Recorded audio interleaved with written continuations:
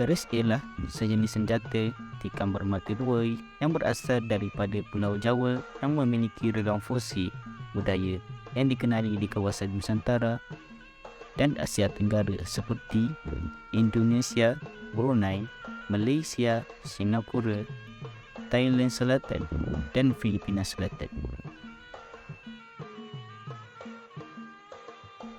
Keris umumnya digunakan untuk mempertahankan diri, misalnya sewaktu bersilat.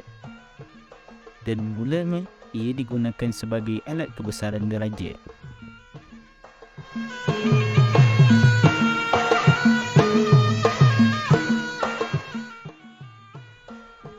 Keris yang paling masyhur pada masyarakat Melayu ialah keris Tamingsari yang merupakan senjata Hang Tuah, seorang pahlawan Melayu yang termasyhur.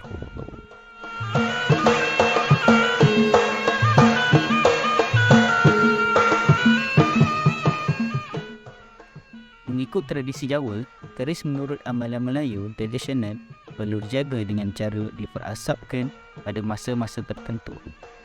Malam Jumaat misalnya. Ada juga amalan mengasam limaukan keris sebagai cara untuk menjaga logam keris dan juga untuk menambah bisanya. Antara lain, terdapat kepercayaan bahawa keris mempunyai semangat yang tersendiri. Menurut mitologi, istilah keris berasal daripada gabungan dua kata dalam bahasa Jawa kuno, yakni berkeluk dan menghiris, yang memiliki maksud benda berkeluk-keluk yang boleh menghiris sesuatu.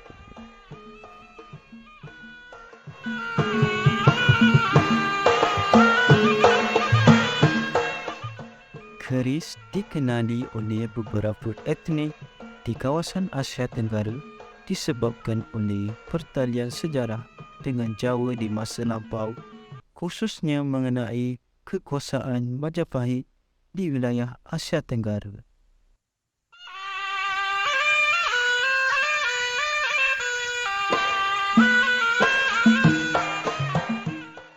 Pembangunan dan perkembangan keris paling awal boleh diketahui bermula di Pulau Jawa.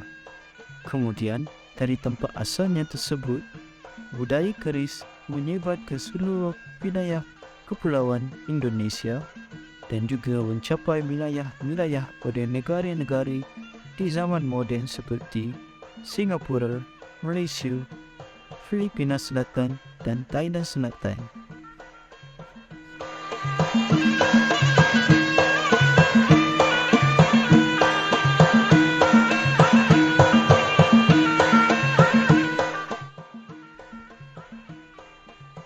Distribusi keris daripada Jawa ke seluruh wilayah Nusantara.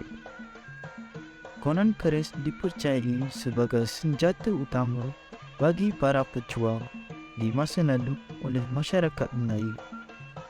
Tetapi, menurut fakta sejarah, di Jawa, keris dipergunakan sebagai senjata kedua oleh para pejuang maupun pahlawan jika mereka kehilangan senjata utama, yang biasanya berupa tombak. Bagaimanapun, bagi rakyat biasa, keris digunakan setiap hari, terutama dalam menempuh perjalanan kerana ia mungkin diperlukan untuk mempertahankan diri.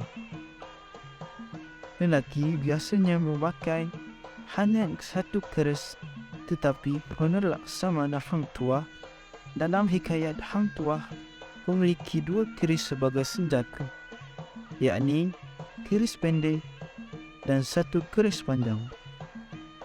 Wanita juga memakai keris, walaupun biasanya memakai keris yang lebih kecil daripada kaum lelaki.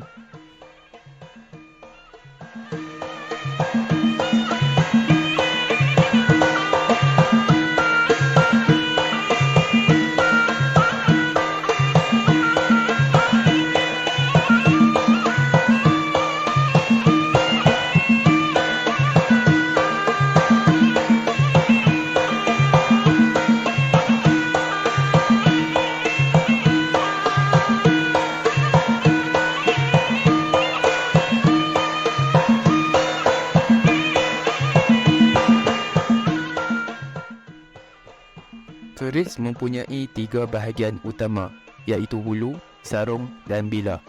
Hulu ialah pegangan atau landaian. Hulu mempunyai corak dan motif yang pelbagai. Sebagai contoh, hulu Bali menyerupai dewa, manakala hulu Sulawesi menggambarkan burung laut. Sarung pula adalah komponen keris untuk sarung bahagian bilah. Sarung yang mempunyai desain motif yang pelbagai melambangkan pangkat atau darjat masyarakat yang tinggi. Nama lain bagi sarung iaitu warangka. Warangka awal diperbuat daripada kayu jati dan cendana. Bahagian bilah pula iaitu bahagian logam yang banyak liku juga dikenali sebagai lok yang menjadi bahagian senjata tajam.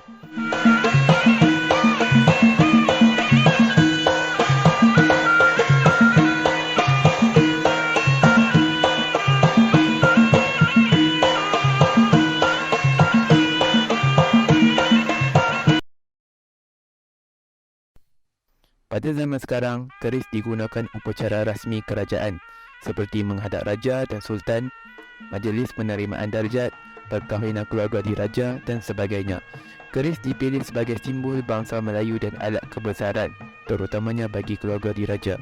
Sebahagian besar keris disimpan di muzium-muzium dengan tujuan untuk memelihara kewujudan keris kekal dalam tempoh masa yang lama.